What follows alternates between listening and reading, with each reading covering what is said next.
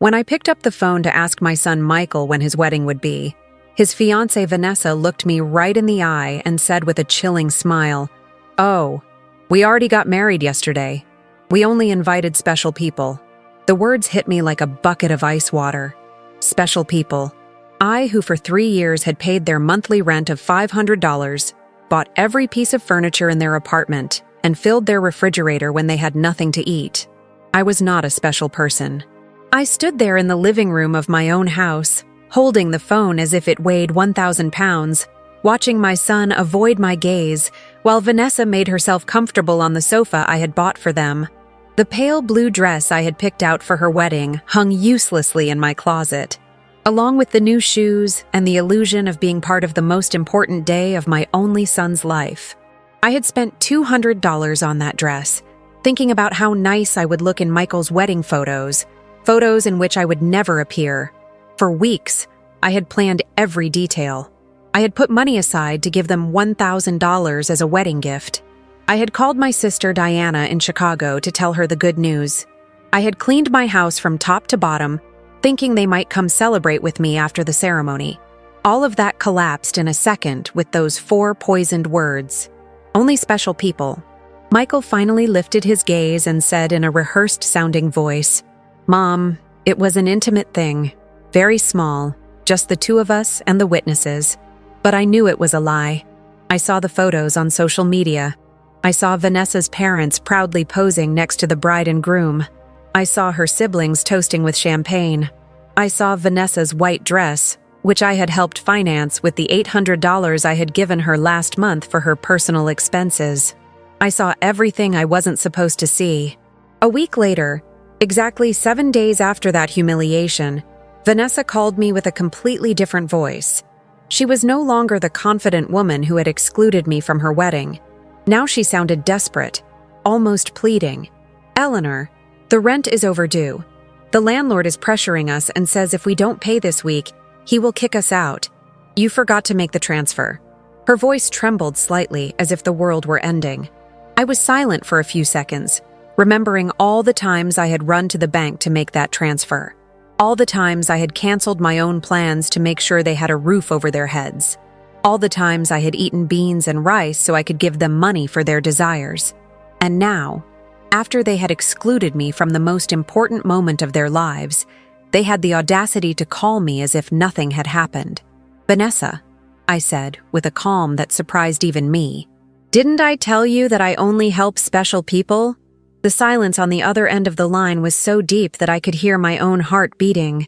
For the first time in years, it was not I who was trembling, but her. "Eleanor, I don't understand," she stammered. "We were always special to you. You're like a second mom to me." Lies. All lies. Wrapped in that sweet voice she only used when she needed something. The same voice she had used to ask me for money for the wedding dress, for the honeymoon, for the rings, which I had helped finance without knowing I would never see the ceremony where they were exchanged. For so many years, I had this constant feeling of walking on eggshells, weighing every word, every gesture, every gift, hoping to get a crumb of affection from my own son. I was the perfect mother, the obliging mother-in-law, the silent provider who never protested when they treated me like I was invisible.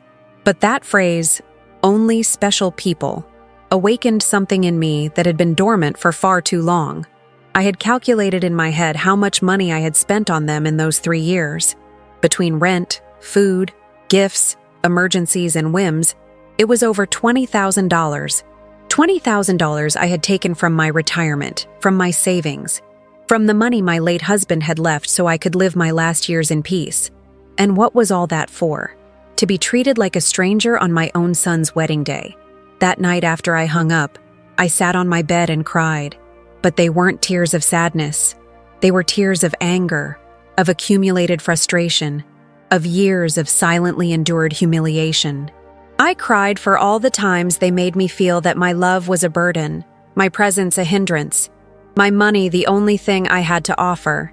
I cried for the foolish mother I had been, for the woman who had lost herself, trying to be indispensable to those who considered her dispensable. When I woke up the next morning, something inside me had changed. It was not just the pain of betrayal.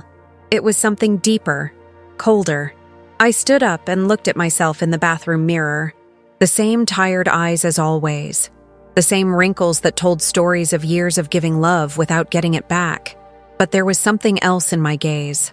A hardness I didn't recognize.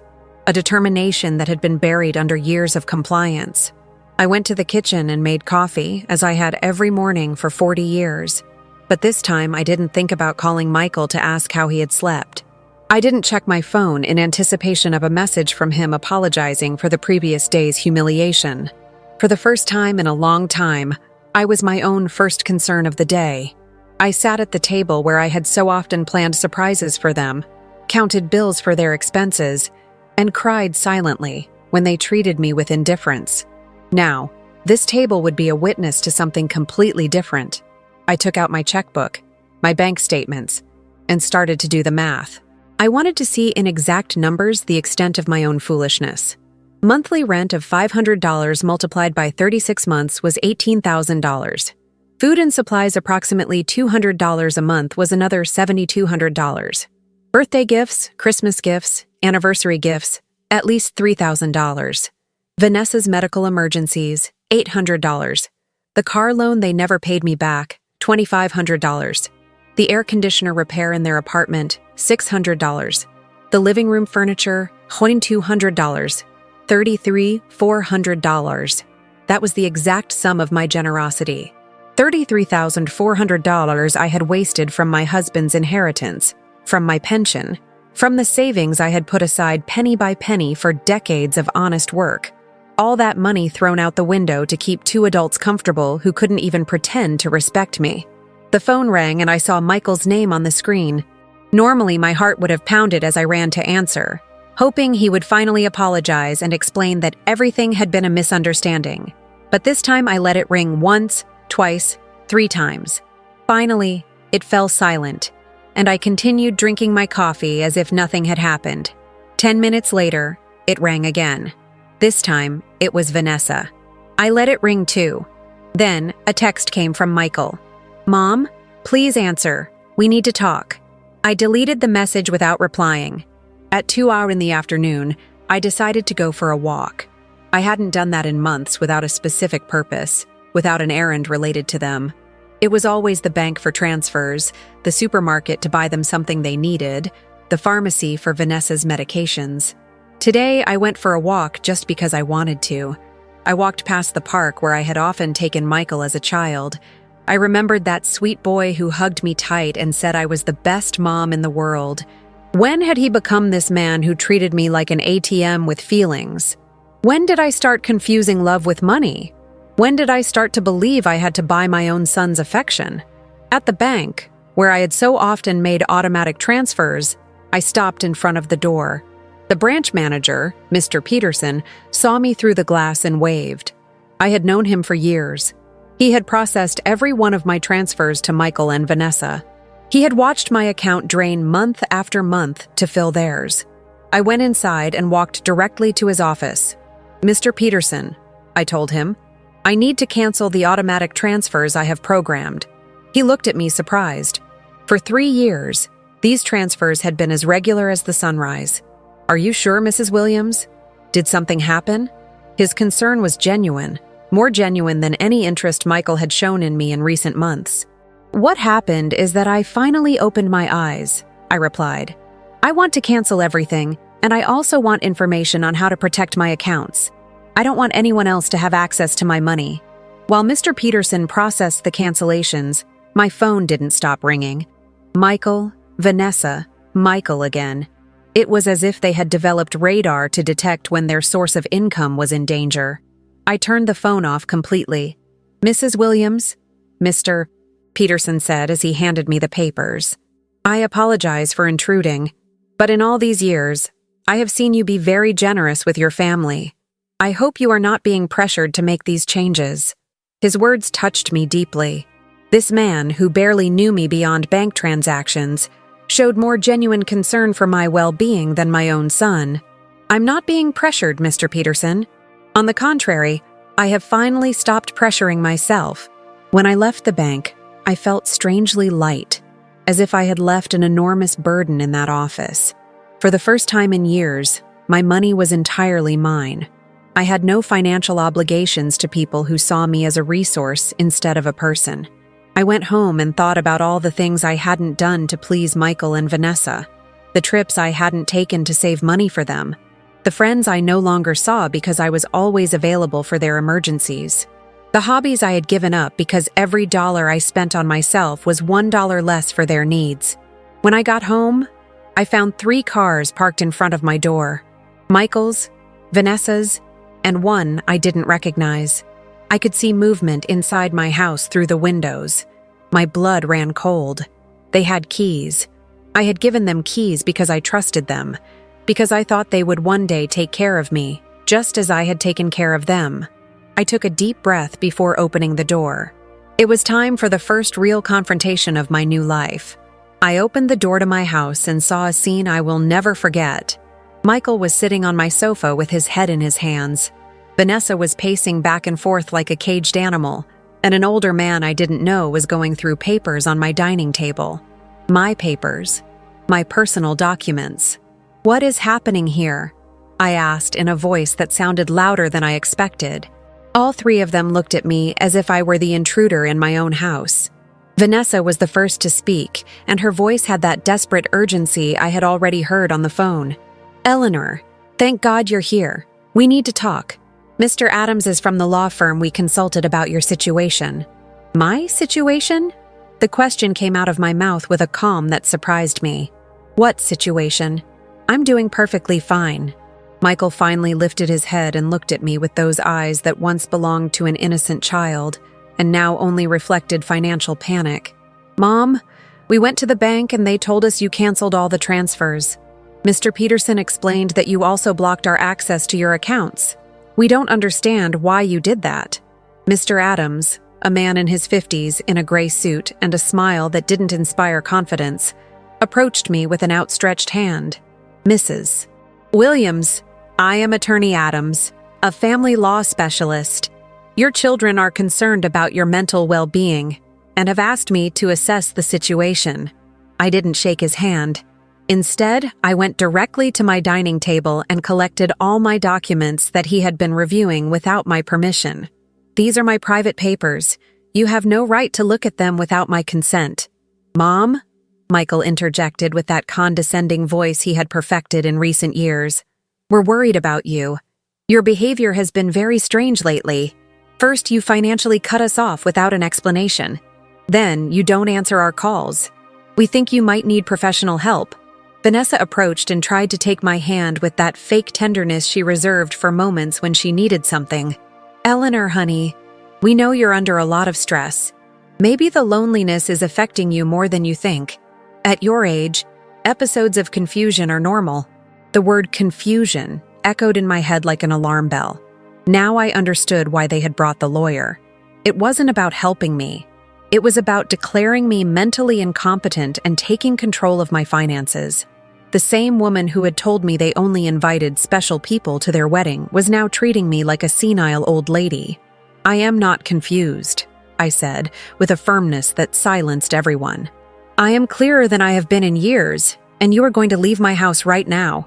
Mr. Adams interjected with that professional voice lawyers use when they want to sound reasonable.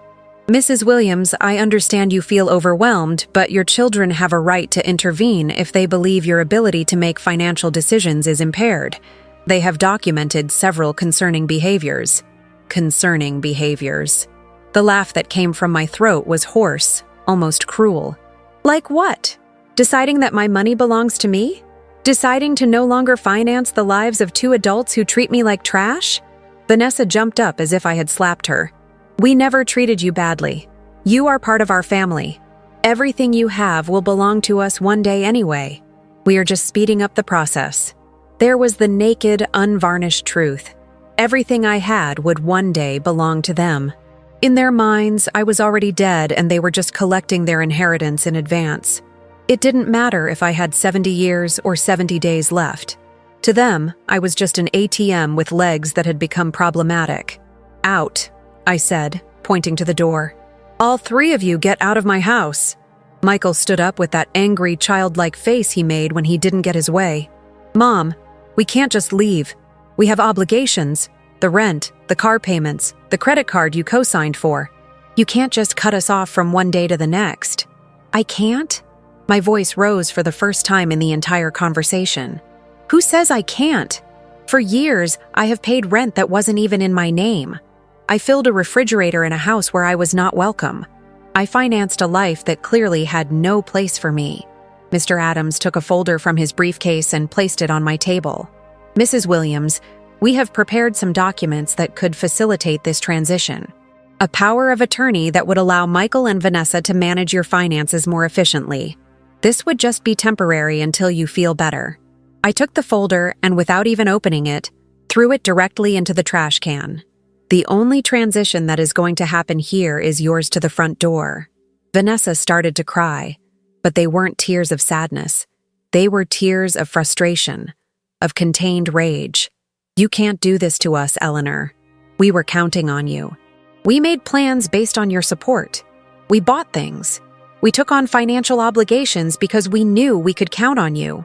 "Obligations based on my money," I replied. "Not on my well-being, not on my happiness, not on my company, just on my money. And now that I have decided that my money is better used in my own life, I am suddenly a confused old woman who needs legal guardianship." Michael tried to approach me, but I took a step back. He was no longer the boy who ran into my arms when he had nightmares. He was a 35-year-old man who saw his mother as an obstacle between himself and a comfortable life financed by others. "Mom, we made mistakes," he said, in a voice that was supposed to sound remorseful. "The wedding was a misunderstanding. Vanessa was nervous. I was under pressure. We can fix this if you just become reasonable again." "Reasonable?" The word tasted bitter in my mouth.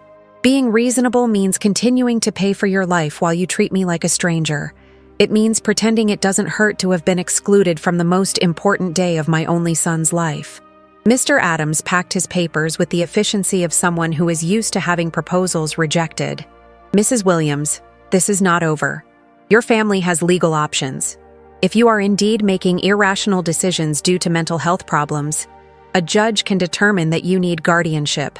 His words were like a blow. I realized this was not just a manipulative family visit. It was a real legal threat. They wanted to declare me incompetent to manage my own affairs. "Mr. Adams," I said, looking him directly in the eyes, "I suggest you do your research thoroughly before you threaten a 71-year-old woman who has managed her finances flawlessly for 40 years, who raised her son alone after the death of her husband, who ran a household and worked honorably until retirement, and who until last week financially supported two completely capable adults." Vanessa stopped crying and looked at me with a coldness that finally showed her true face. "This won't stay like this, Eleanor. We have rights and lawyers, too." "Perfect," I replied. "Hire all the lawyers you want. With your own money, of course, because mine is no longer available to finance your legal tantrums." The three of them walked to the door with the wounded dignity of people who are not used to being told no. Before he went out, Michael turned to me one last time. "Mom, this is going to end very badly for you.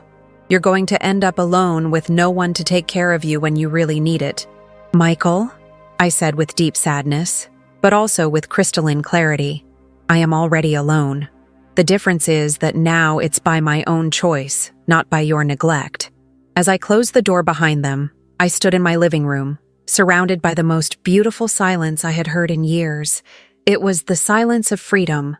While I processed the gravity of what had just happened, my own son trying to take control of my life's savings, I realized that this journey of reclaiming my dignity was only beginning.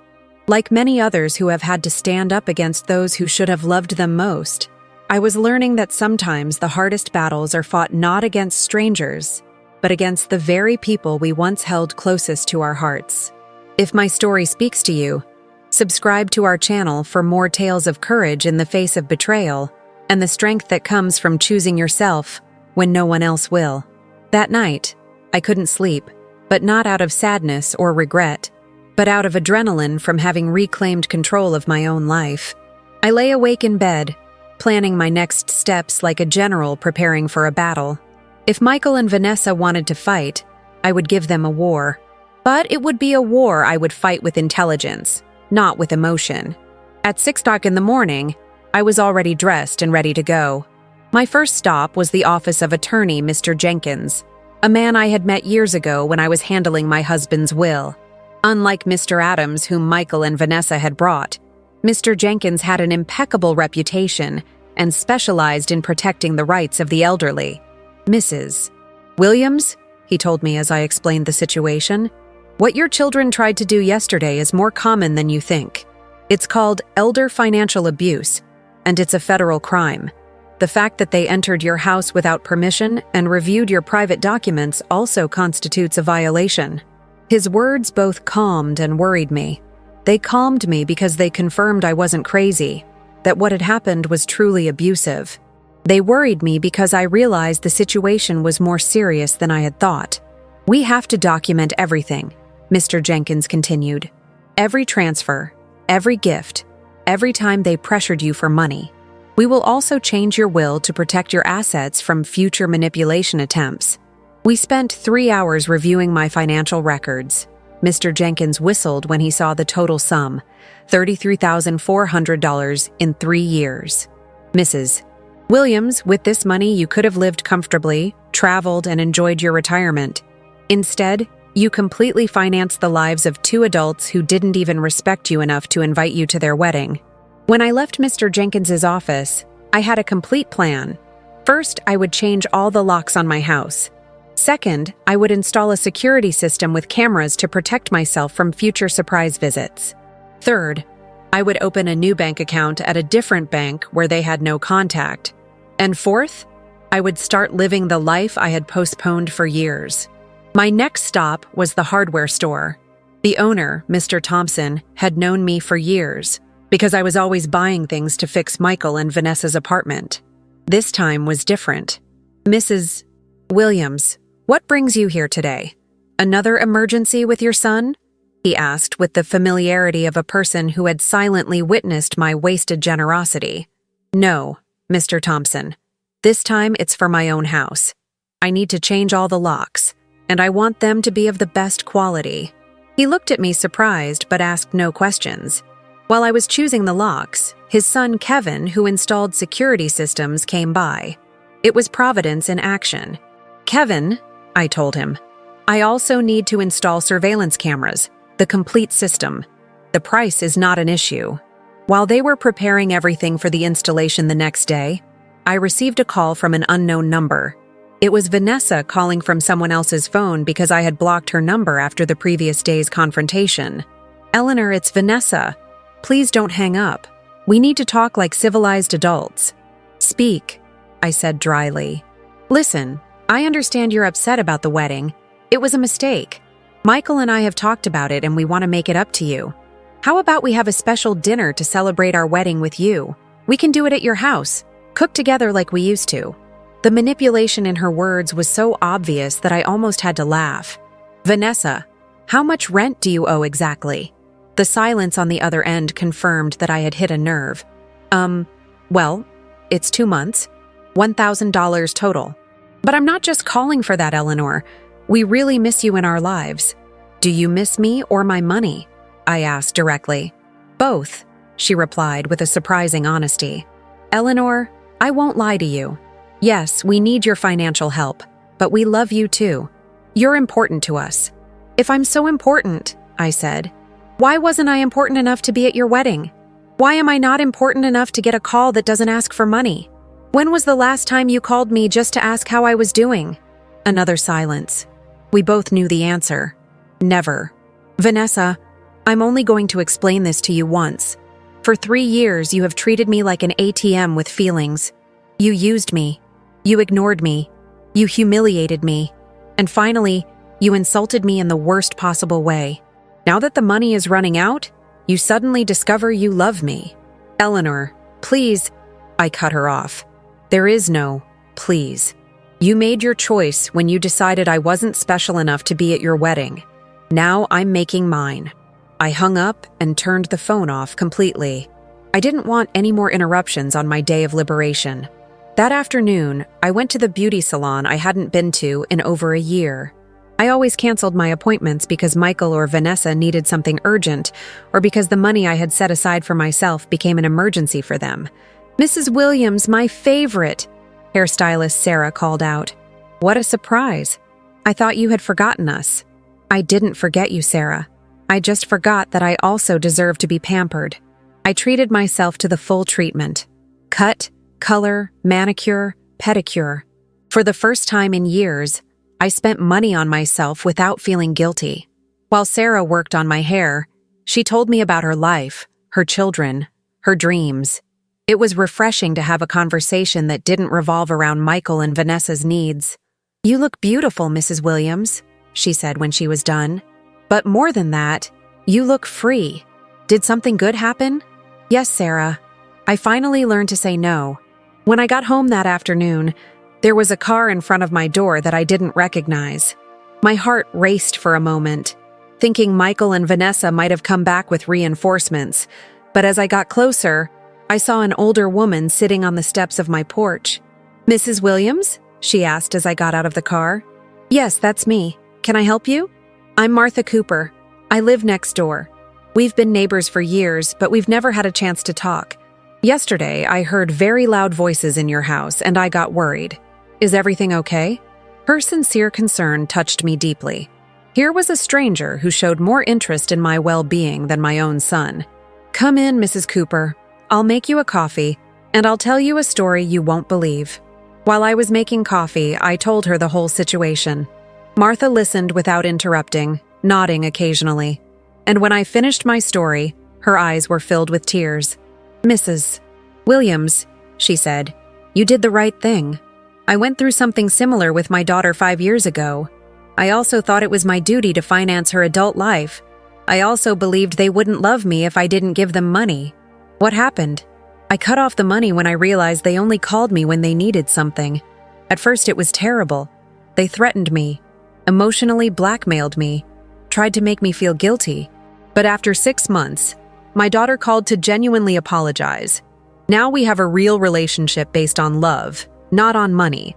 Her words gave me hope and confirmed that I had made the right decision. "Do you think Michael and Vanessa will understand one day?" "Maybe yes, maybe no," she answered honestly. "But that's no longer your responsibility, Mrs. Williams. Your responsibility now is to live your own life." That night, for the first time in 3 years, I went to bed without worrying about whether Michael and Vanessa had money for rent, for food, for their whims. I went to bed thinking about myself, my plans, my future, and I slept better than I had in years. The next day, Kevin and Mr. Thompson came at 8 in the morning to change the locks and install the security system. While they worked, my phone didn't stop ringing from unknown numbers. Vanessa was still trying to contact me from different phones, but I had developed a new skill, completely ignoring calls that didn't suit me. "Mrs. Williams," Kevin said as he installed the cameras, "this system will give you absolute peace of mind. You can see from your phone who is coming to your house even when you're not here. And if someone breaks in without permission, an alert is automatically sent to the police." The irony was not lost on me. I was installing a security system to protect myself from my own son, but it didn't hurt as much as it used to. It was simply a practical measure to maintain my newfound peace. While they were working, I decided to do something I hadn't done in years. Call my sister Diana in Chicago.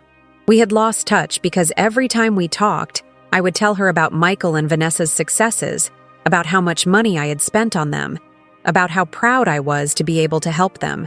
I now realized that our conversations had become financial reports disguised as family news. "Eleanor?" Diana answered, surprised. "Sister, how are you? We haven't spoken in months." "I'm good, Diana. Better than good. I'm calling you to tell you that I've finally come to my senses." I told her the whole story from the beginning. The secret wedding, the humiliation, the visit with the lawyer, my decision to cut off the funding. Diana listened to me in silence. And when I was done, her answer surprised me.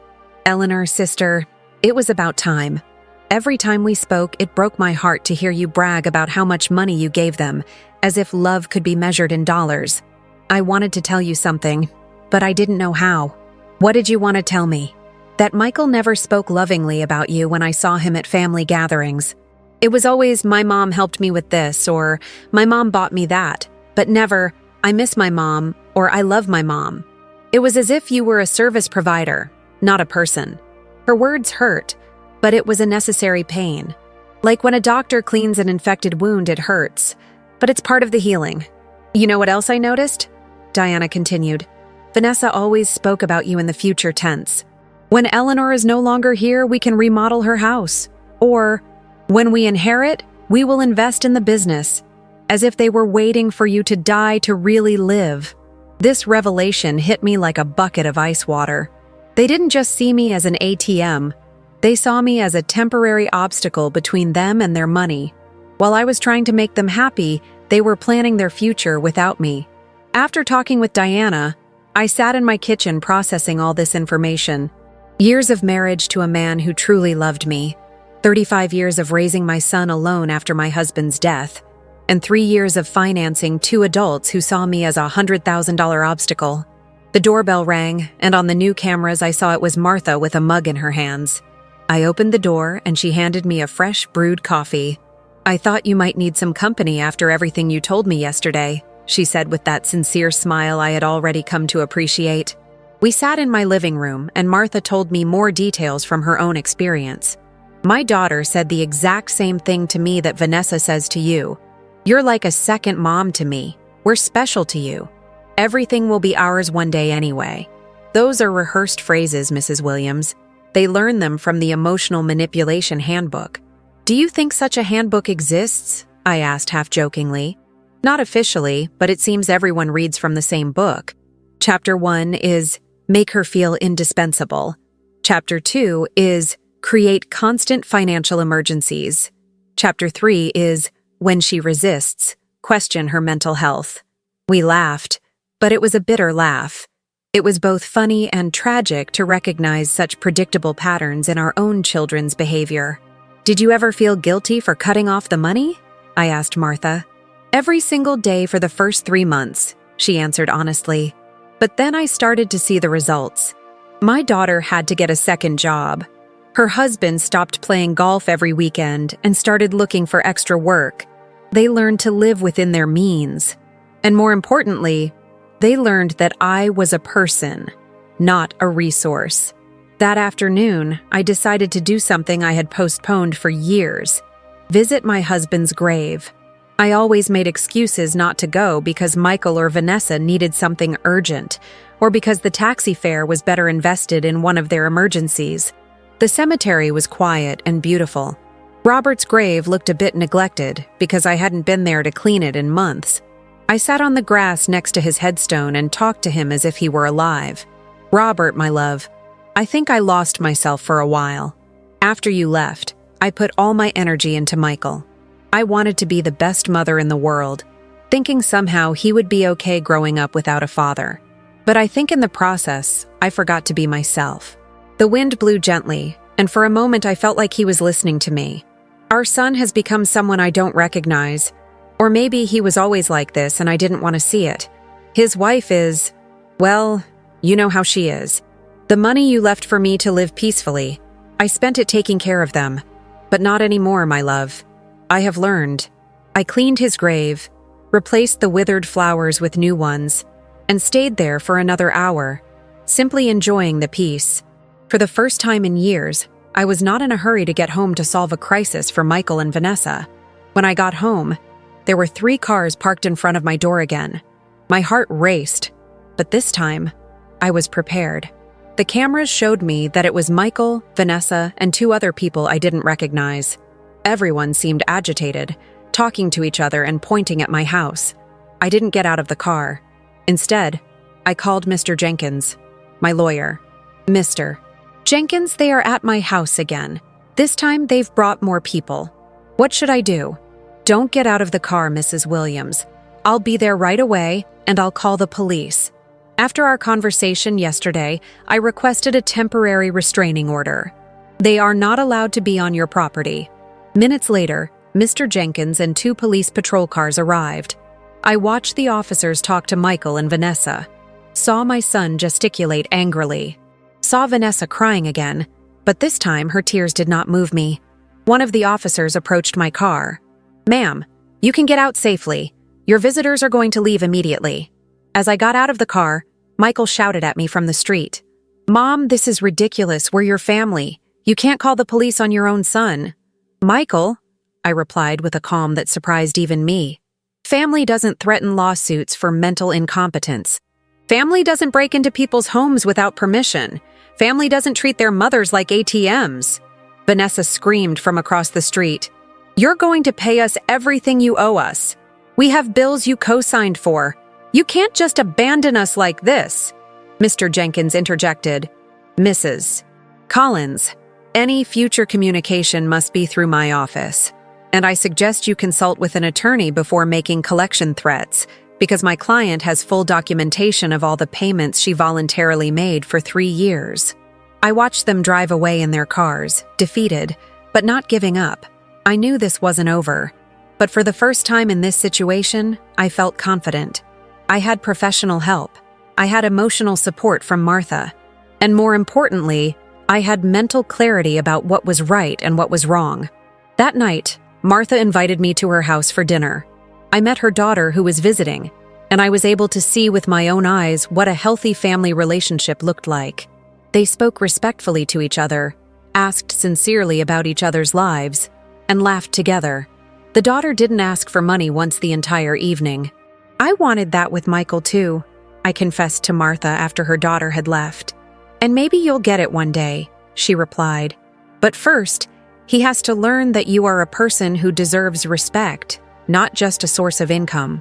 For the first time in weeks, I went to bed feeling hopeful about the future. The next few days were strangely peaceful. The surveillance cameras showed me that Michael and Vanessa were driving past my house several times a day, sometimes slowly. Sometimes they parked for a few minutes, but without getting out. It was as if they were studying my routine, looking for the perfect moment for their next move. Mr. Jenkins had advised me to document every one of these visits, so I kept a detailed log with the date and time. "Their persistence will work in our favor," he had said. "Every time they show up after we've told them not to approach, it strengthens our case for a permanent restraining order." On Friday morning, I was calmly having breakfast when the doorbell rang. The cameras showed me a very well-dressed young woman with a folder in her hands and a professional smile. I didn't recognize her, but something about her posture told me it was not a social visit. "Good morning, Mrs. Eleanor Williams," she said as I opened the door. "I am a social investigator from the Office of Senior Services. We have received a report that you may be in an at-risk situation and we need to conduct a wellness check." My blood ran cold. Michael and Vanessa had escalated the situation. It was no longer just threats from private lawyers. Now they had involved the government. "Can I see your ID?" I asked, trying to stay calm. "Of course." She showed me an official ID that looked genuine. "I am social worker Mrs. Johnson. Can I come in and talk to you?" I let her in, knowing that a refusal would have been worse for my case. Mrs. Johnson sat down in my living room and took a form out of her folder. "Mrs. Williams, we have received reports that you have shown significant changes in your financial behavior, that you have cut off communication with your family, and that you have shown signs of paranoia by installing unnecessary security systems. We were also told that you have refused medical and legal help from your loved ones." Every word had been carefully chosen to make me sound like a mentally disturbed old woman. I recognized Vanessa's handwriting in the wording. She had always been skilled at manipulating words to get what she wanted. "Miss Johnson," I said with all the dignity I could muster, "I would like to call my lawyer before answering any questions." "Ma'am, this is not a legal interrogation. It's a wellness check. If you have nothing to hide, it should not be a problem to speak with me." The phrase, "if you have nothing to hide," infuriated me. It was the same logic abusers use to justify their invasions. If you're innocent, you shouldn't complain about your privacy being violated. "Miss, I'm calling my lawyer. You can wait here or come back another day, but I will not answer any questions without legal representation present." I called Mr. Jenkins, and he was there within 20 minutes. When he came in and saw the social worker, his expression hardened. "Miss Johnson," he said after checking her ID, "I hope you have a court order to be here because my client is under my legal representation, and any unauthorized investigation constitutes harassment." "Sir," Mrs. Johnson replied with less confidence than before, "we have reports from concerned family members about the lady's well-being. It's our duty to investigate." "What family?" Mr. Jenkins asked dryly. "The same family that tried to get her to sign a power of attorney without representation? The same family that broke into her house without permission and checked her private documents? The same family that excluded her from important events while living off her money?" Mr. Jenkins took a folder from his briefcase and placed it on the table. "Here I have complete documentation of my client's financial and emotional abuse. $33,400 that were withdrawn from her accounts in 3 years. Systematic social exclusion and emotional blackmail. If someone needs to be investigated here, it is not my client." Mrs. Johnson reviewed the documents with growing discomfort. It was obvious that the information she had been given did not match the reality she had in front of her. "Mrs. Williams," she said finally, "can you explain to me why you so abruptly stopped financial support for your son?" "Because I finally discovered they were using me," I replied simply. "Because I realized that to them I wasn't a mother, but a bank account. Because I was tired of financing the lives of people who saw me as an obstacle." "But don't you feel it's your responsibility to help your family?" The question outraged me. "Miss Johnson, my responsibility as a mother was to raise my son until he was 18, to educate him, and to give him the tools to be an independent adult. My son is 35 years old, married, and perfectly capable of supporting himself. Financing his adult life is not my responsibility. It is my choice, and I have chosen not to do so anymore." Mr. Jenkins interjected. "Miss Johnson, would you consider it normal for a 35-year-old adult to be unable to pay his own rent without the help of his 71-year-old mother?" Mrs. Johnson did not answer right away. I could see she was reevaluating the entire situation. "Mrs. Williams," she asked after a moment, "do you manage your own finances completely? I can show you my bank statements, my investments, my tax payments. Everything is current and in order. Do you live independently? As you can see, I keep my house clean. I take care of myself physically. I drive my own car. I have healthy social relationships with my neighbors. Do you take any medication? Just vitamins and occasionally aspirin. I don't have any medical conditions that require medication," Mr. Jenkins added. "My client has just undergone extensive medical exams as part of our legal process. She is in perfect mental and physical condition." Mrs. Johnson closed her folder. "Mrs. Williams, based on this conversation and the documentation I have reviewed, I see no indication that you are at risk or in need of intervention. I will close this case." After she left, Mr. Jenkins and I remained silent for a few minutes. "Eleanor," he said finally, "this is going to continue to escalate. Michael and Vanessa are spending money they don't have to hire professionals to try to have you declared incompetent. Does that mean they are desperate? It means exactly that. What else can they do? They can file a lawsuit for incompetence. It's expensive and hard to win. But if they find a sympathetic judge and a psychiatrist willing to testify in their favor, they could get a guardian assigned." The thought terrified me. They could take control of my money.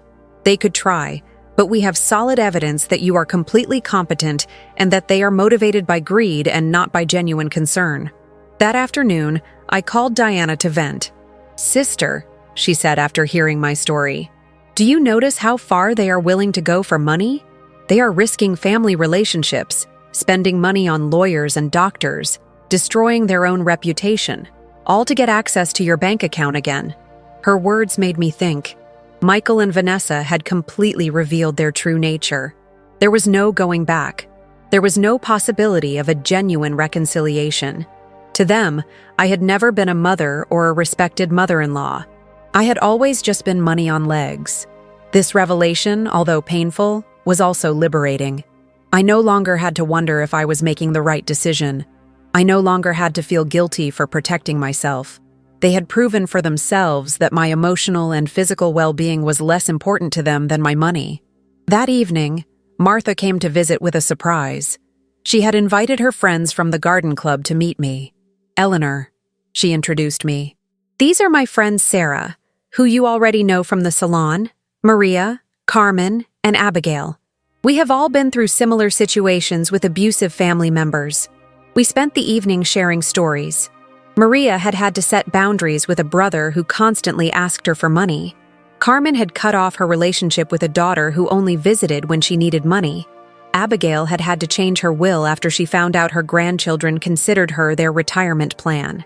What hurts me the most, I confessed, is not losing the money I gave them, but realizing that I never had the love I thought I had. Eleanor, Abigail said with the wisdom of her 80 years, true love cannot be bought or sold. If you had to pay for it, it was never real. Her words were balm for my wounded soul. She was right. I had bought attention, not love. I had financed an illusion. You know what I've discovered? I said to my new friends, that loneliness surrounded by people who don't love you is worse than being lonely on your own. At least now when I am alone, I am in good company. Everyone laughed, and we toasted to our newfound wisdom. That night, after my new friends had left, I sat in my garden thinking. The stars shone brighter than ever, or perhaps I was seeing them with clearer eyes. For the first time in my adult life, I was completely alone financially. I had no dependents, no financial obligations to anyone but myself. And instead of scaring me, this reality excited me. I could travel when I wanted. I could remodel my house. I could buy myself nice clothes. I could donate to charities that were important to me. I could invest in my own future instead of financing the present of ungrateful people. Freedom tasted like hope, and for the first time in years, I wanted to plan my future. A month after the psychiatrist's visit, I thought I had finally won the war. I had settled into a beautiful routine. I calmly had breakfast and read the newspaper. I tended to my garden, had lunch with Martha or one of my new friends, and in the afternoons, I devoted myself to activities I had given up for years. I had started painting again, something I was passionate about before I became Michael and Vanessa's personal financier. But on a Thursday morning, while I was painting flowers on my new easel, Mr. Jenkins came to my house with a grim expression that made my blood run cold. Eleanor, we need to talk. Michael and Vanessa have filed a formal lawsuit for mental incompetence in family court. They are requesting to have a legal guardian assigned to you. The words fell on me like stones. I knew it was a possibility, but hearing it out loud made it terrifyingly real. Does that mean they can take control of my money? If a judge determines that you are unable to manage your affairs, yes, he could place Michael as your legal guardian, which would give him full control over your finances. I sat down heavily on my sofa, feeling the weight of the deepest betrayal I had experienced in my life. My own son was trying to legally declare me incompetent to steal my money. Mr. Jenkins, what evidence could they have? You yourself have seen that I am completely competent. They have statements from 3 witnesses who claim you have behaved erratically. They also submitted unpaid doctor's bills that you supposedly didn't pay, and medications that you supposedly hoarded without taking them. But that's a lie. I don't have any outstanding doctor's bills or hoarded medications. I know, Eleanor, but they have fabricated convincing evidence. They also have the statement from Dr. Adams who states that you refuse to cooperate with a psychiatric evaluation, which they interpret as proof of mental decline. The manipulation was diabolical. They had turned my refusal to undergo an unnecessary exam into proof of a mental illness. They had used my instinct to protect myself from them as proof that I needed protection. Who are the 3 witnesses? Mr. Jenkins looked through his documents. Vanessa, of course, a neighbor named Mr. Davis, and someone who claims to be your pharmacist, Mr. Green. Mr. Davis was the neighbor across the street, an unpleasant man who had always had problems with me because my friends sometimes parked in front of his house. Mr. Green was indeed my pharmacist, but I didn't understand what he could have against me. I need to talk to Mr. Green, I told Mr. Jenkins. Something's not right. We went to the pharmacy together that afternoon. Mr. Green received me surprised and nervous. Mrs. Williams, it's good to see you. How are you, Mr. Green? I was told you signed a statement saying I show erratic behavior with my medications. His face turned red as a tomato. "Mrs. Williams, your daughter-in-law came in a few weeks ago and asked about your medications. She said she was worried because you were acting strangely." "And what did you tell her?" "I explained to her that you only buy vitamins and occasional aspirin, that you don't have any regular medical prescriptions, but she insisted that this was proof that you weren't taking adequate care of your health." Mr. Jenkins interjected. "Mr. Green, did you sign a paper?" She brought a document that said I was confirming that Mrs. Williams had irregular medication purchases. I thought it was for her health insurance or something. I didn't know it was for a lawsuit. My own pharmacist had been tricked into signing something he didn't fully understand. Vanessa's manipulation knew no bounds. "Mr. Green," I said, "I need you to write a statement explaining exactly what happened and clarifying that I have no problems with medications." "Of course, Mrs. Williams. I am terribly sorry for this misunderstanding." After the pharmacy, we went to confront Mr. Davis. When we knocked on his door, he received us with obvious hostility. "What do you want?" "Mr. Davis," Mr. Jenkins said, "I understand you signed a statement about my client's behavior. And you're right, I did. That woman is crazy. She's been acting strange for weeks. Can you be more specific about the behaviors you observed? Installing cameras as if she lived in a war zone, having strangers visit all the time, yelling at her family in the street." I realized Mr. Davis had taken everything out of context. The cameras had been installed for protection. The strangers were my new friends. The yelling was me defending my house from Michael and Vanessa's invasions. "Mr. Davis," I said, "do you know why I installed the cameras?" "No, and I don't care. To protect myself from my son and daughter-in-law who broke into my house without permission and threatened me." "That's what a crazy person would say," he replied cruelly. There was no way to reason with him.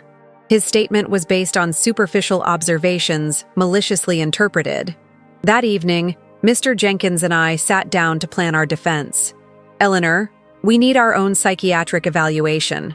I have a colleague, Dr. Carter, who is an expert in assessing mental capacity. She can officially confirm that you are completely competent." "What if Michael and Vanessa have bribed the judge? What if none of this matters because they have already decided to declare me incompetent?" "Eleanor, the legal system is not perfect, but it's not completely corrupt either. We have solid evidence of your mental competence and their financial motivations. We are going to fight this." The next day, I went to my appointment with Dr. Carter. She was a woman in her 50s with kind but astute eyes. "Mrs. Williams, I'm going to ask you a series of questions and tests to assess your mental capacity. Take your time and answer honestly." For 2 hours, she asked me questions about my memory, my reasoning ability, my financial understanding, my emotional health. She also gave me cognitive tests and asked me to solve mathematical and logical problems. "Mrs. Williams," she said at the end, "your results are well above average for your age. You are not only mentally competent, but your cognitive function is excellent. Doctor, why do you think my family is doing this? Based on what you've told me and the documents I've reviewed, this seems to be a classic case of elder financial exploitation. Unfortunately, it's more common than people think." I left the consultation feeling validated, but also sad. The professional confirmation of my mental health was a relief, but it also confirmed that the lawsuit was real and necessary. That afternoon, Martha organized an emergency meeting with all our friends from the garden club. When I told them about the incompetence lawsuit, everyone was outraged. "Eleanor," Maria said, "we will testify in your favor. We have been with you for weeks and anyone can see that you are doing great." "Better than great," Sarah added. "You are clearer and stronger than many 40-year-old women I know." Abigail, with her 80-year-old wisdom, took my hands. "Eleanor, my dear, what your children are doing is nothing new. For generations, greedy children have tried to declare their parents insane to get their money. But you have something many of these victims didn't have: documentation, legal support, and friends who can testify for you." Her words gave me hope. I was not alone in this fight. I had an army of strong women who had witnessed my transformation firsthand. "You know what the saddest thing about all this is?" I said. "That Michael and Vanessa are willing to destroy any future possibility of reconciliation for money. Even if I were willing to forgive everything so far, there's no going back from this. "And maybe that's for the best," Sarah replied. "At least now you know exactly who they are and you can act accordingly." That night, for the first time since this nightmare began, I really cried. Not out of sadness, but out of grief. I said my final goodbye to the son I thought I had, to the dream of a loving family, to the illusion that unconditional love was reciprocated. But something new also emerged within me, an iron determination not to let myself be stripped not only of my money, but also of my dignity and my freedom. The war had officially begun, but I was ready to fight. The trial came 3 weeks later. I woke up early, put on my best black suit, and looked at myself in the mirror with a determination I had never felt before. Today, not only my mental capacity would be judged, but my dignity as a person, my right to live free from abuse, my value beyond my bank account would be judged. Mr. Jenkins came at 7 in the morning to go over our strategy one last time. "Eleanor, remember, the burden of proof is on them. They have to prove that you are incompetent. We just have to show that you are not. And what if the judge is already biased? Judge Miller has a reputation for being fair. I researched his past cases and he doesn't automatically favor families. He is dedicated to protecting the rights of the elderly." We arrived at the courthouse at 9 in the morning. In the hallway, I saw Michael in a new suit that he probably bought for the occasion, and Vanessa dressed in black as if she were at a funeral. Maybe it was one. The funeral of our family relationship. When our eyes met, Michael avoided my gaze, but Vanessa held my gaze with a coldness that confirmed that for her, this was just a business transaction. Their lawyer was an older, elegant man with the kind of confidence that comes from winning similar cases before. When he began his opening statement, his strategy was clear: to portray me as a confused old woman who had been manipulated by strangers to alienate me from my loving family. "Your Honor," he said in a solemn voice, "Mrs. Eleanor Williams has shown a clear mental decline in recent months. She has cut off all financial support for her family without a rational explanation. She has installed unnecessary security systems due to paranoia and has isolated herself from her loved ones under the influence of neighbors and lawyers who are obviously taking advantage of her vulnerable situation."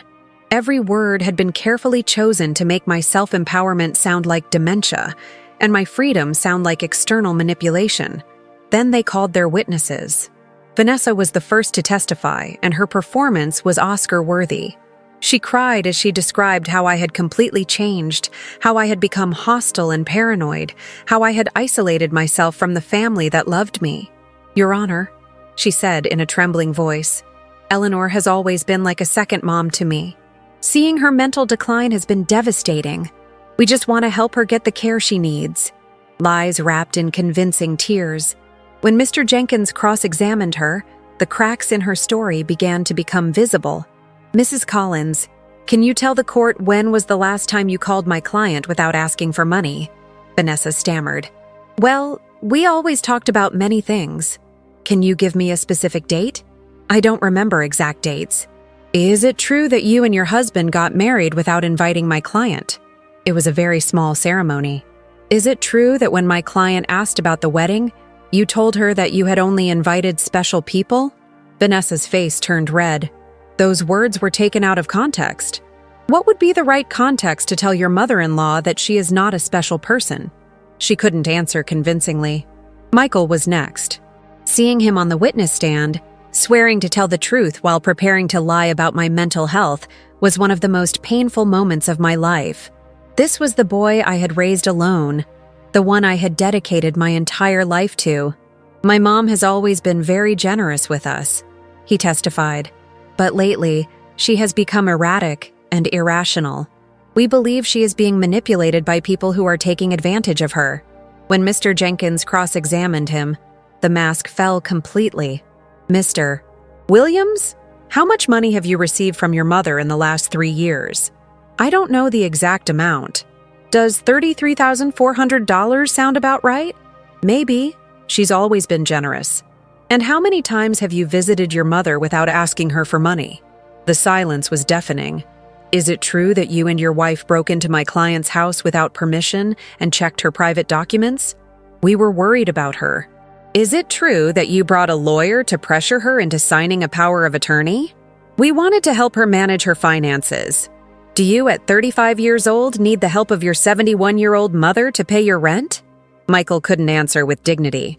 Mr. Davis testified about my supposed erratic behaviors, but when Mr. Jenkins asked him for details, he admitted that he had never spoken to me directly and that all his information was based on superficial observations. Dr. Adams testified that my refusal to undergo an evaluation was proof of mental decline, but Mr. Jenkins submitted the documentation of our evaluation with Dr. Carter, which completely refuted his conclusions. Then it was our turn. Mr. Jenkins first called Mr. Green, my pharmacist, who explained how he had been tricked into signing a statement that distorted my medication buying habits. Dr. Carter testified about my excellent mental state and presented the results of the cognitive tests, which had been flawless. Mr. Thompson from the hardware store testified about my mental competence and explained that my decisions to cancel automatic transfers were completely rational and had been processed correctly. Martha and my friends from the garden club testified about my clarity, my newfound vitality, and my ability to maintain healthy social relationships. Finally, it was my turn to testify. I stood up with dignity and walked to the witness stand, feeling the weight of 71 years of experience, of wisdom gained through pain, of strength discovered in adversity. Mr. Jenkins guided me through my testimony, letting me tell my whole story: the $3,400 spent in 3 years, the humiliation of being excluded from the wedding, the constant emotional manipulation, the violation of my privacy, the legal threats. Mrs. Williams, Mr. Jenkins finally asked, "Why did you decide to stop financial support for your son and daughter-in-law?" "Because I finally understood that what I was getting from them was not love," I replied in a clear, loud voice. "It was a commercial transaction disguised as a family relationship. My money was welcome, but I as a person was not. Do you regret your decision?" "I only regret that it took me so long to make it." Michael's lawyer tried to make me appear confused during his cross-examination, but I answered every one of his questions with clarity and precision. When he tried to imply that my new friendships had manipulated me, I explained to him that for the first time in years, I had relationships based on mutual respect and not on financial interest. In his closing argument, Michael's lawyer insisted that I was a victim of external manipulation. Mr. Jenkins's rebuttal was devastating. "Your Honor, what we have seen here is not the case of an incompetent old woman, but that of a woman who has finally found the strength to free herself from years of financial and emotional abuse. The plaintiffs have presented no real medical evidence of mental incompetence. What they have presented is frustration because their source of income has decided to exercise her legal and moral right to protect her own resources." Judge Miller retired to deliberate for 2 hours that felt like 2 years. When he came back, his expression was serious but clear.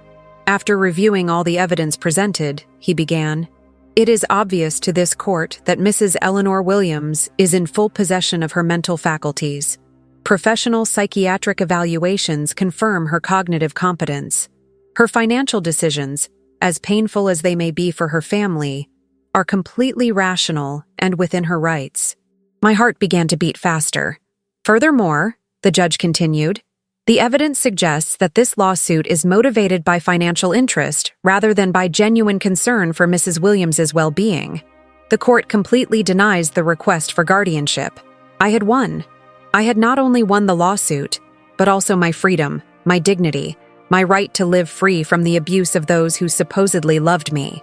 When we left the courthouse, I saw Michael and Vanessa talking angrily with their lawyer. Vanessa gave me a look of pure hatred before she walked away. Michael looked at me one last time, and for a second, I saw something that could have been regret, but it was already too late. That night, Martha organized a celebration at my house with all our friends. We toasted to justice, to freedom, to the sisterhood of strong women who support each other. "Eleanor," Abigail told me, "today, you didn't just win a trial, you won back your life." She was right. For the first time in years, the future was completely mine. I could travel, I could love, I could create, I could live without fear, without guilt, without manipulation. 3 months later, I sold my house and moved to a beautiful apartment near the city center. I donated half of my money to organizations that protect the elderly from family abuse. With the other half, I began to live the life I had always wanted. I traveled through Europe, took art classes, and joined volunteer groups. I never heard from Michael and Vanessa again. I heard from others that they had to move to a smaller apartment, and that Vanessa had found a job for the first time in years. Perhaps the adversity would teach them what my generosity never could: the value of honest work and independence. Some nights when I look at the stars from my new balcony, I think about the woman I was a year ago. Fearful, manipulated, believing I had to buy love. That woman is dead. And in her place, someone has been born who has understood a fundamental truth. True love never has a price, and freedom is never too expensive. Thank you for following this journey of courage and self-discovery. If this story touched your heart as deeply as it touched mine in telling it, please leave a like, share it with someone special, and subscribe to our channel. In the comments, let us know what transformation story you'd like to see in our next video. Your participation is essential as we continue to bring these inspiring journeys to life.